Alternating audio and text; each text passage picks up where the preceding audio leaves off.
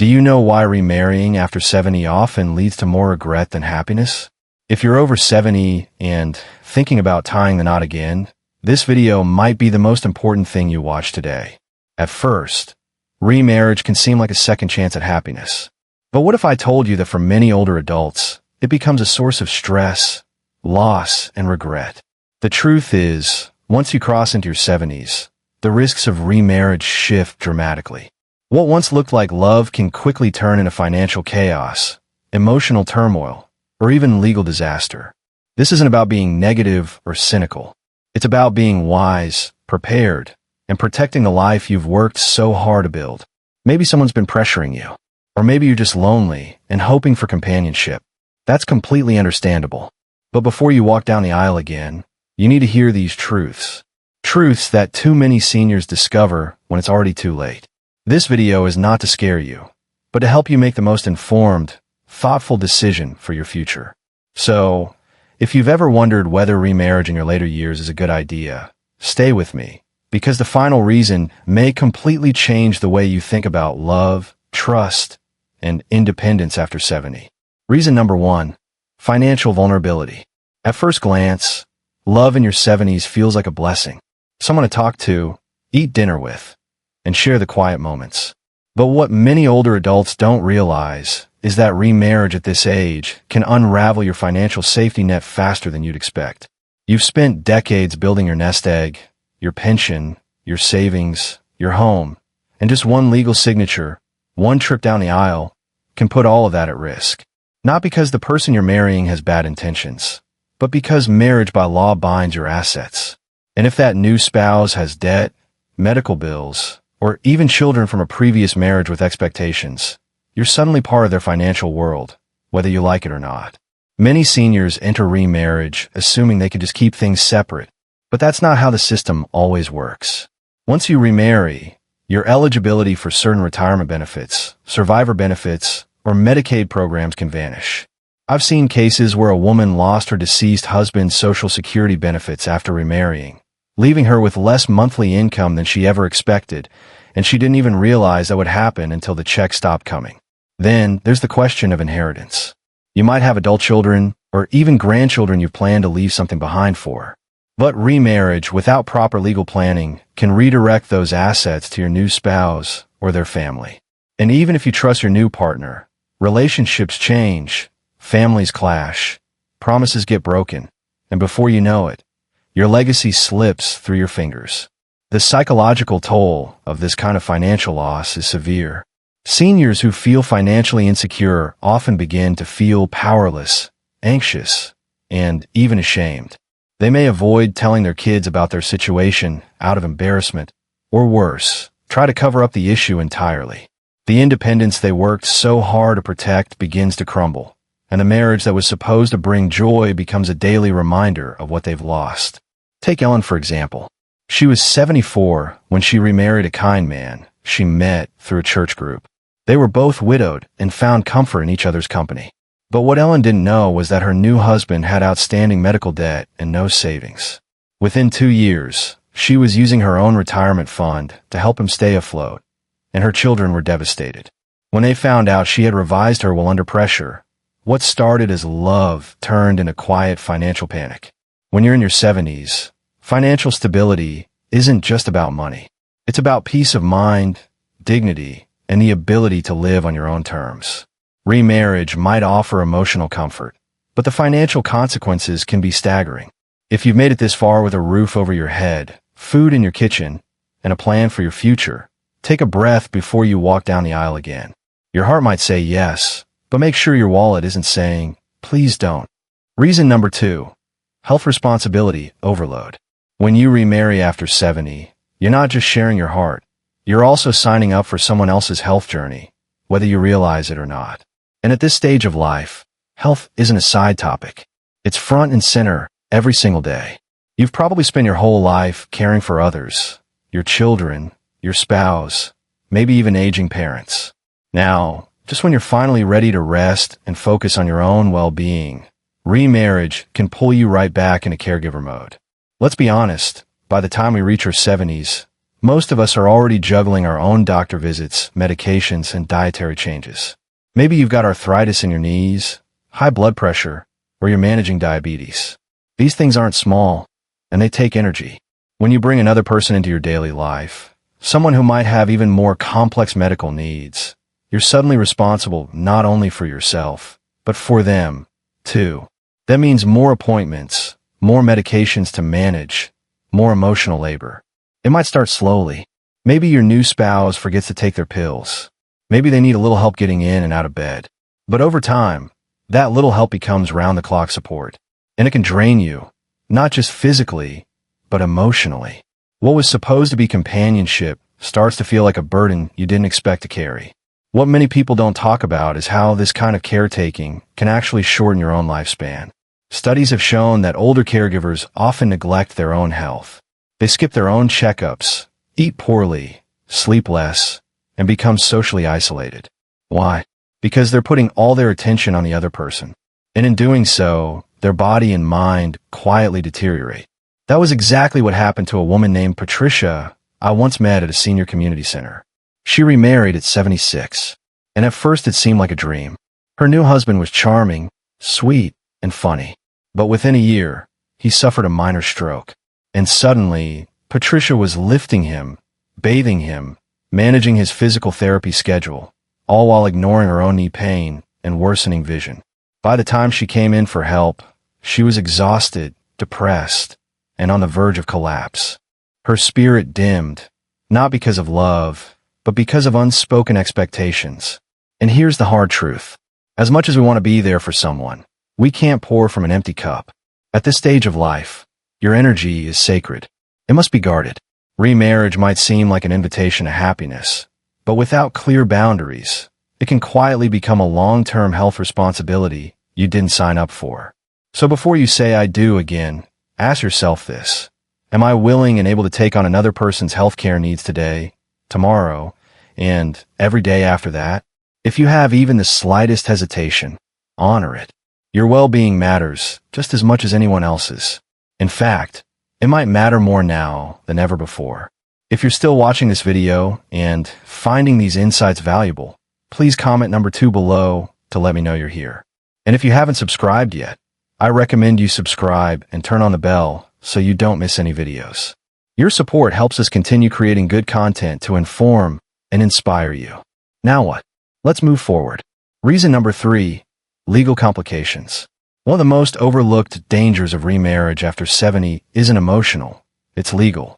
What many seniors don't realize is that entering a new marriage later in life can create a web of financial and legal entanglements that can have lasting consequences not just for you, but for your children and even your grandchildren. Let's start with inheritance. You might have spent your entire life building a legacy, a modest home, a pension, a savings account, maybe even a few sentimental heirlooms. You likely have your beneficiaries lined up, your will written, and everything planned. But the moment you remarry, all of that can shift. In many states, a new spouse has legal rights to a significant portion of your estate, even if your will says otherwise. That means your children could receive less, or, worse, be locked in legal battles after you're gone. It doesn't stop at inheritance. Remarriage can also affect your Social Security benefits, particularly if you're receiving survivor benefits from a deceased spouse. Many women who were married for decades to their first husbands qualify for survivor benefits that can provide a steady income. But remarriage, even one made for companionship in later life, can reduce or eliminate those benefits. That's money you may be counting on suddenly gone because of a new marriage certificate. Then there are medical decisions and power of attorney. If something happens to you, an accident, an illness, a sudden hospitalization, your new spouse may automatically become your legal decision maker. Even if your adult children know your wishes better or are better equipped to handle those situations, they might be legally sidelined. And if the relationship between your children and your new partner is strained, the consequences can be heartbreaking. Carol, 81, found herself in the middle of such a nightmare. She remarried a man she met at church, thinking they'd just be companions in old age.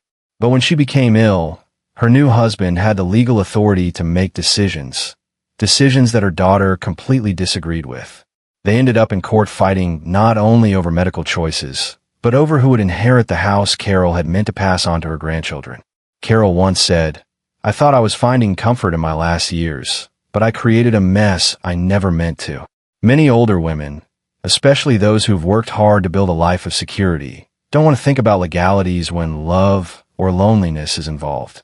But that's exactly when clear thinking is most important. Remarriage isn't just a personal choice. It's a legal contract with far-reaching effects. At this stage in life, clarity is your best friend. It's not unromantic to ask hard questions.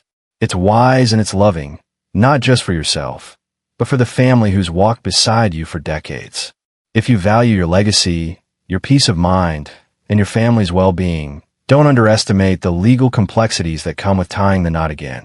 Because what feels like a fresh start can sometimes lead to unforeseen chaos.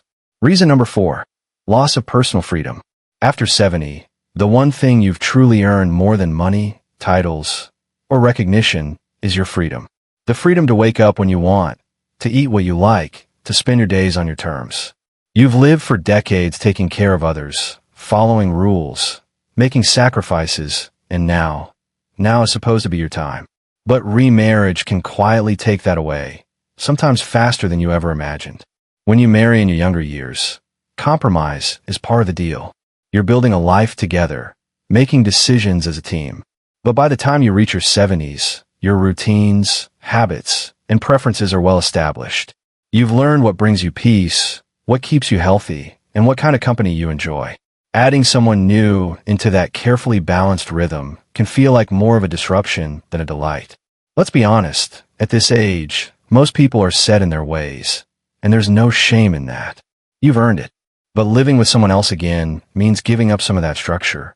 Maybe your new partner likes the TV on all day while you enjoy your quiet mornings with a newspaper.